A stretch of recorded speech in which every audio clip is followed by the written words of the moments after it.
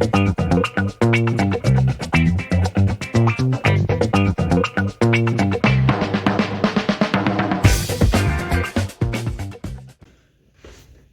morning. It's Wednesday. Yes, yeah, it's Wednesday, and another episode of the Nerdy Cool Dad podcast. So, first thing I wanted to talk about today was obviously, as I mentioned, I don't edit anything for this show, so sometimes when I listen to my episodes, I use words that sometimes I correct myself if I make a mistake. Other times I don't, and I just go with the flow. If you've noticed that and you're like, what the hell are you talking about, John? It's the way it is. I just didn't catch it, and we'll get on with things. So last night was pretty good. As I mentioned, my wife and I did No Tech Tuesdays, so that was fun. Made some homemade vegan ravioli. It turned out really well.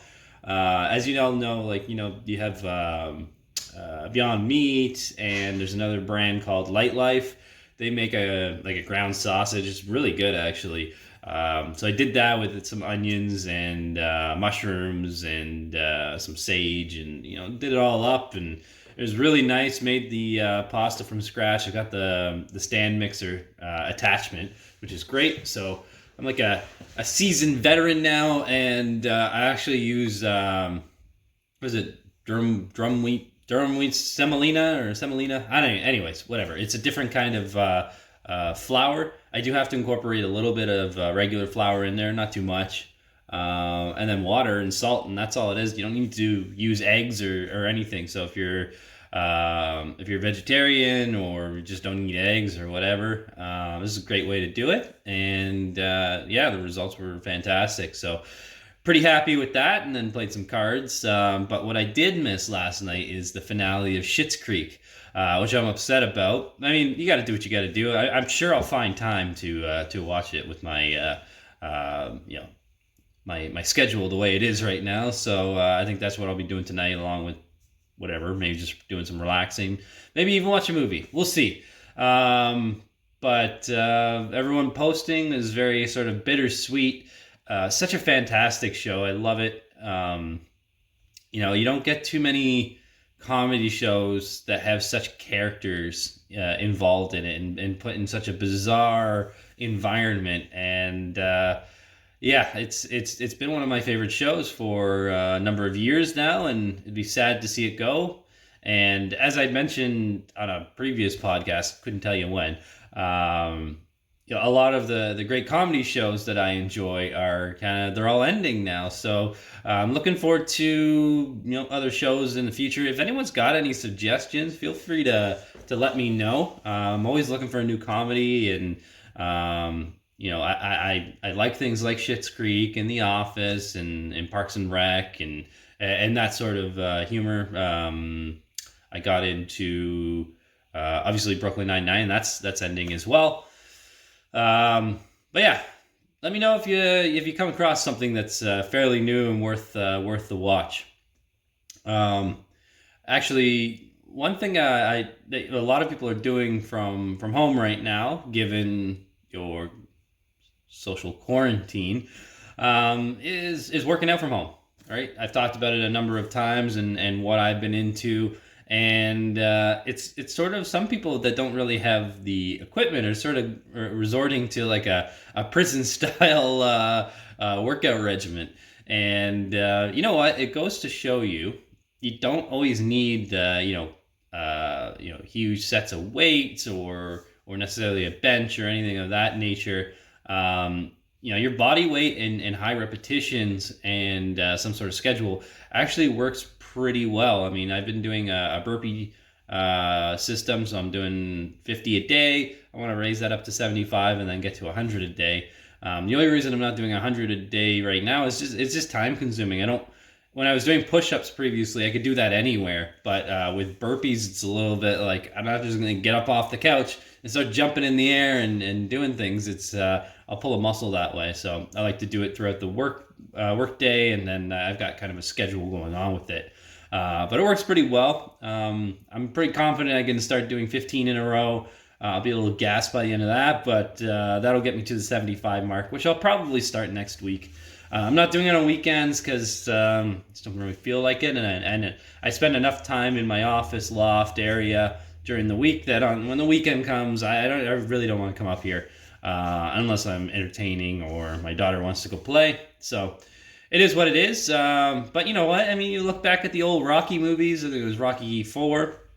He's off in Russia, climbing up hills with tree stumps and shit, and doing whatever, like bare bones exercising. And well, we all know how that worked out, right? So I mean, if that's the motivating factor you need, then by all means, if you need to watch Rocky 4 again, then I would suggest it because it's fantastic. So actually, on that note, I never watched that second Creed movie. I don't even know if it came out. I think it did a while ago, where he fights Ivan Drago's son, I think.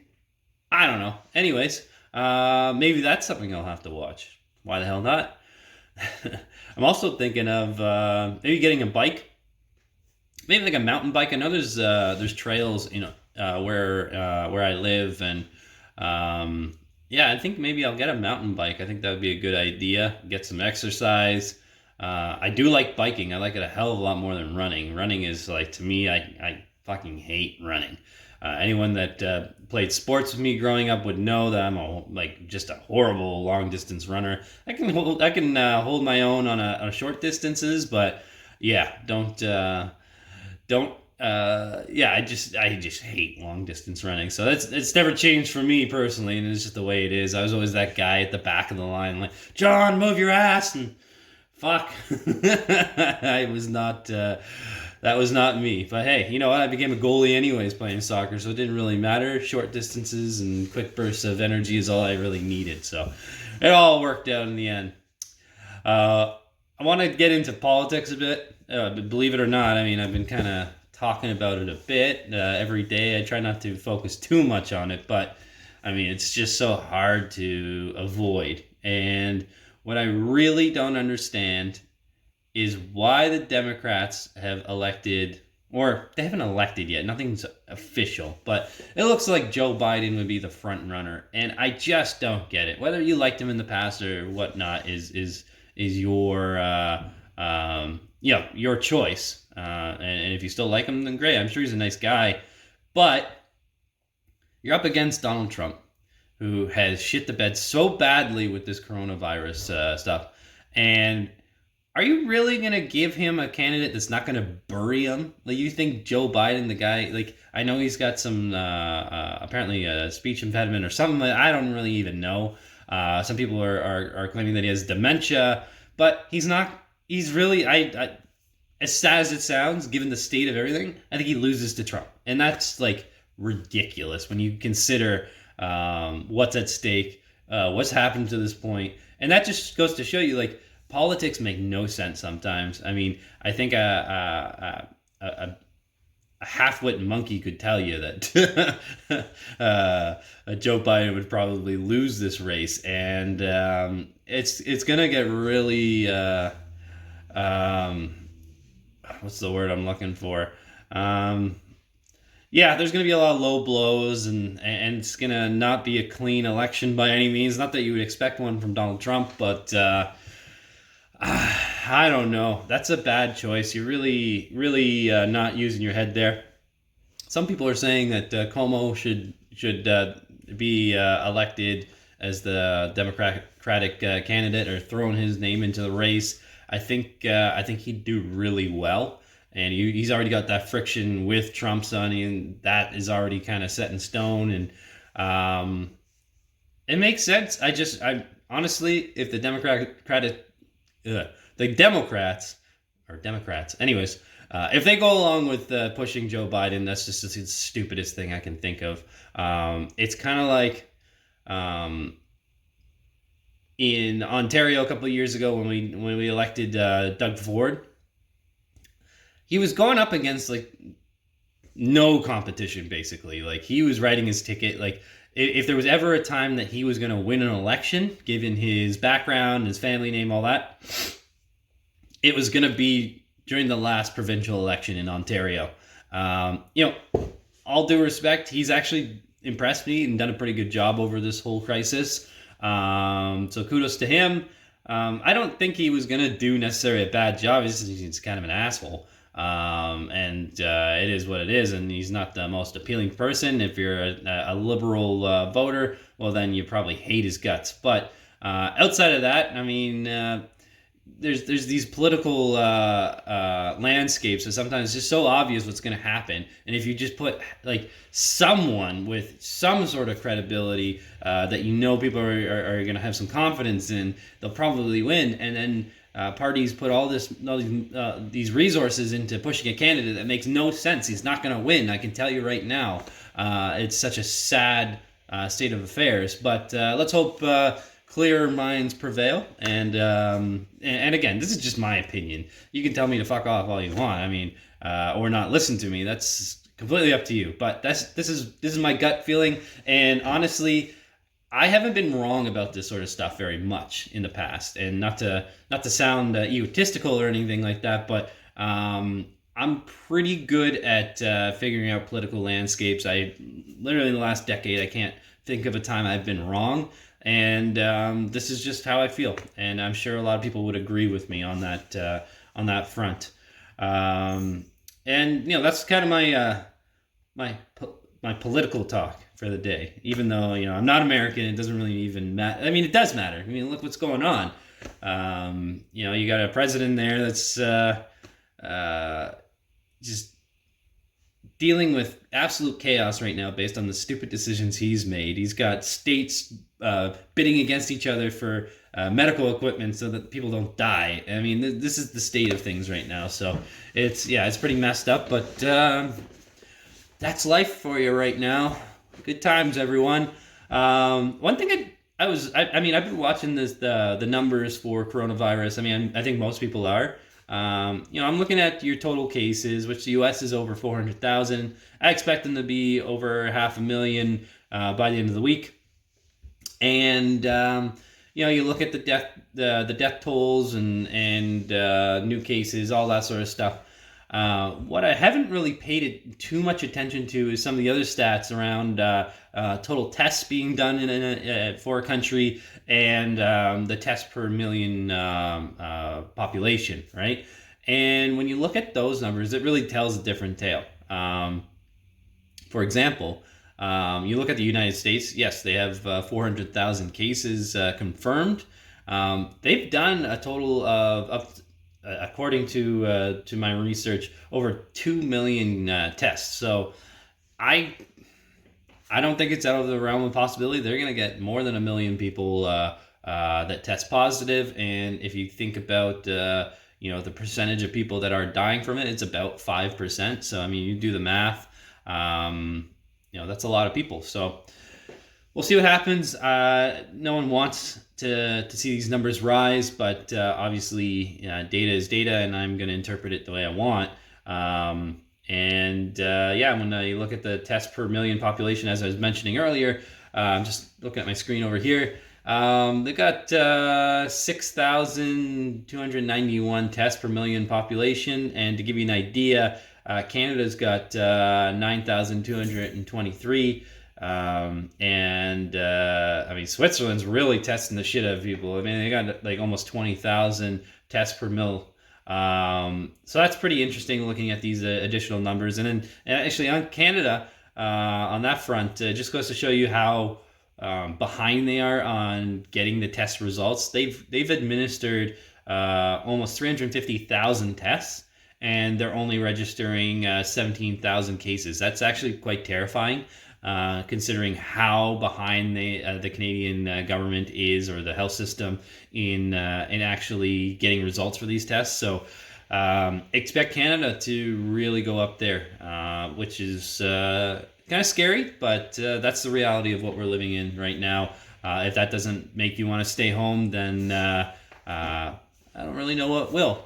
Going into the Easter weekend, or just around the corner here, I have to wonder, are people gonna be stupid and go see family? And will some churches not follow rules and hold several masses throughout the weekend and things like that.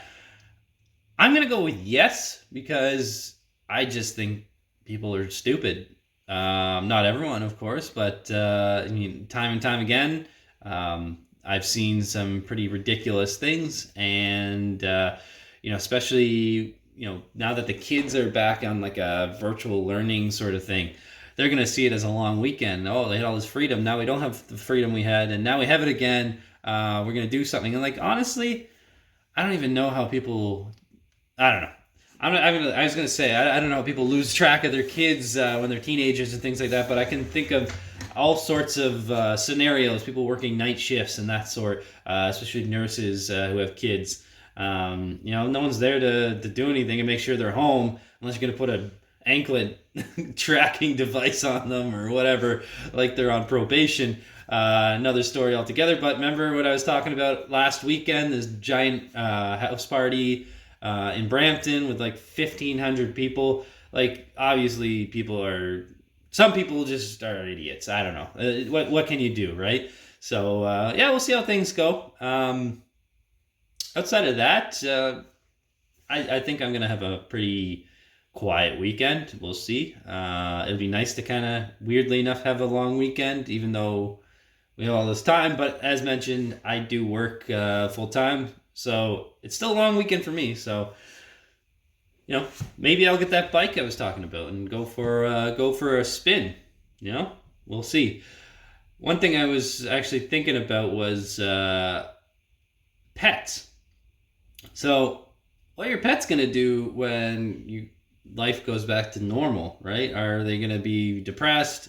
Are they gonna act out and chew up your favorite pair of shoes? You should be careful. That's a pretty common thing. I can see pets are more emotional than you might think, and they're going to be upset when you go back to your routine and aren't there all day with them. I mean, right now I think they're kind of used to it and love the fact that you're home. I mean, my dog's she's got like a attachment issues, so sometimes when we leave home, she'd be really upset. Thank goodness I don't live in an apartment anymore, because that was always hard when she would be barking and howling, and we're just trying to go out for dinner or go to work or what have you. So that's not easy, but it is what it is.